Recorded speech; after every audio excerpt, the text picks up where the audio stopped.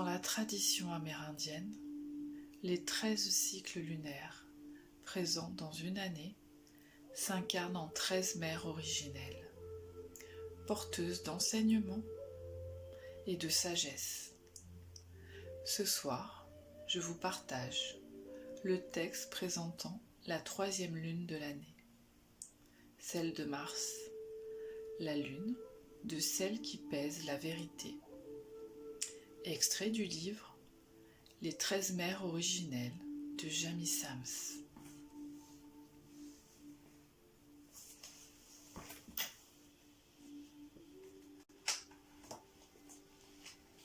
Celle qui pèse la vérité.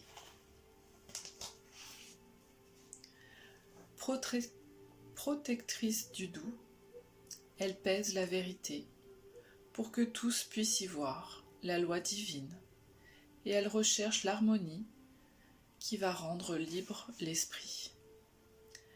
Là, au milieu du chaos, des épreuves terrestres, elle se tient droite, prête à rendre justice. Et la compassion s'écoule de ses mains. Celle qui répond lorsque l'erreur montre le visage destructeur de la haine et de l'avidité humaine, qui divise les hommes en croyances et en races.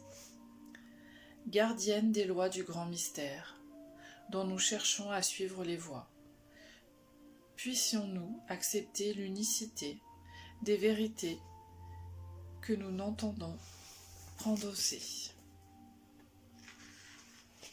La mère de clan de la 3e lune. Celle qui pèse la vérité est la mère de clan du 3e cycle lunaire. Elle nous enseigne la loi divine. Elle juge avec bienveillance les droits des hommes, veille sur l'égalité et protège la justice. Elle ne sanctionne pas nos actions en distribuant des châtiments, mais nous enseigne plutôt les principes de la loi divine. Nos actions proviennent de nos décisions. Si consciemment nous avons choisi de faire du mal à quelqu'un, nous avons aussi pris inconsciemment la décision de recevoir les leçons liées au fait de blesser autrui. Celle qui pèse la vérité nous apprend que c'est nous-mêmes qui, en découvrant et acceptant la vérité de nos actions passées, devons décider de ce que nous allons apprendre pour réparer les erreurs faites sur le chemin tordu que nous avons suivi. Cette gardienne de la justice voit clairement tous les aspects de chaque situation. Elle ne peut pas être abusée par des moitiés de vérité ou par des mensonges. En tant que protectrice des opprimés, les opinions personnelles ne l'influencent pas et elle ignore l'illusion des différences de classe, de hiérarchie, de santé, de soi-disant pouvoir ou de popularité.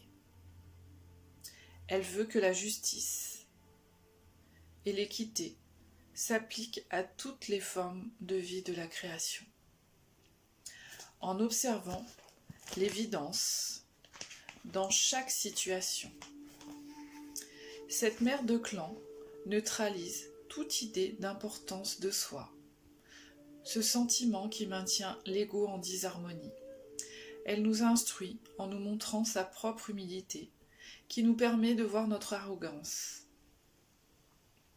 Celle qui pèse la vérité nous enseigne l'importance de l'engagement dans des responsabilités supplémentaires pour développer notre détermination personnelle. Elle comprend la nécessité d'évaluer tous les côtés d'une même situation pour pouvoir établir la vérité.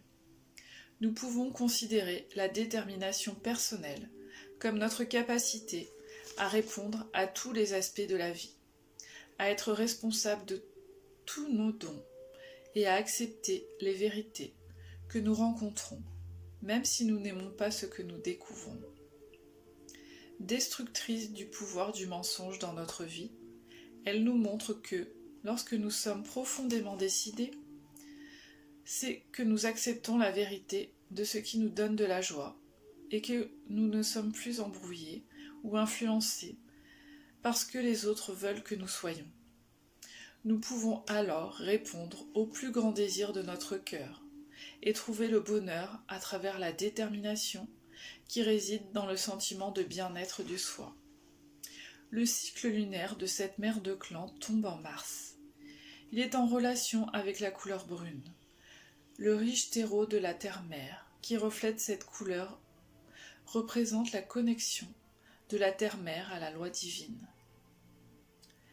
Le cycle de vérité qui correspond à la 3e lune est l'acceptation de la vérité. Cette mère nous apprend à accepter la vérité à l'intérieur de nous-mêmes, aussi bien qu'à consentir à la vérité des expériences que nous rencontrons dans notre vie. Si nous nous observons sereinement, en accueillant ce que nous trouvons en nous, la vérité de nos forces et de nos faiblesses peut détruire les illusions qui limitent notre potentiel. Celle qui pèse la vérité nous apprend que nous n'avons pas besoin de nous focaliser sur ce qui est faible en nous ou sur ce qui ne va pas, mais plutôt de voir ce qui est fort et bon en nous. La loi divine nous montre que la loi de cause à effet régit notre univers de polarité. Si nous entretenons ce qui est négatif en étant constamment dans la critique, c'est le côté obscur de notre nature qui est nourri. Mais lorsque nous valorisons l'action juste et travaillons à développer des compétences, nous sommes doués. C'est notre oranda ou essence spirituelle qui prend de l'ampleur.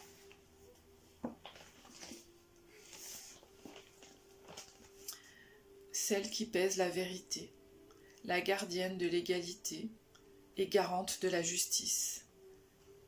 La juge intègre de la loi divine et celle qui réduit à néant le mensonge. La mère de la vérité est protectrice du démuni, la mère de la détermination de soi et de la responsabilité. Elle nous enseigne à trouver la capacité à faire face et à être déterminée, à nourrir le positif, pas le négatif, en ayant recours à la loi divine, à mettre en œuvre l'égalité avec justice, en étant responsable de nos actes et de nos paroles, à avoir recours à notre intégrité personnelle, à notre éthique et à nos valeurs pour trouver des solutions qui guérissent, à accepter la vérité.